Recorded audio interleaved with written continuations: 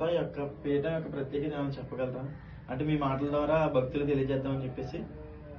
అంటే ఇది కానవరం గ్రామం రాజనగరం మండలంలో అమ్మవారు మరి వారాహిదేవి చాలా స్వయంగా వచ్చి నిలబడ్డారండి. ఎంతో మంది భక్తులు కోరికలు తీరుస్తున్నారు తల్లి.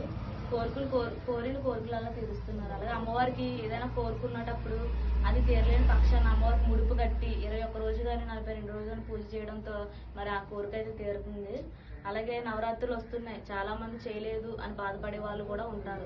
అలాంటి వాళ్ళు సాయంత్రం అమ్మవారికి రాత్రి పూజ అంటే చాలా ఇష్టం కాబట్టి రాత్రి పూజ నాడు అమ్మవారికి ఎంతో ఇష్టమైన కందదీపం, అలాగే బెల్లం పానకం, పాలు, అలాగే ఎరుపు రంగు ఉన్న నైవేద్యాలు అమ్మవారికి సమర్పించడంతో అమ్మవారు ఎంతో ప్రీతి చెంది అమ్మవారి యొక్క కృపా కటాక్షం అయితే ఖచ్చితంగా చూపిస్తుంది స్వామి.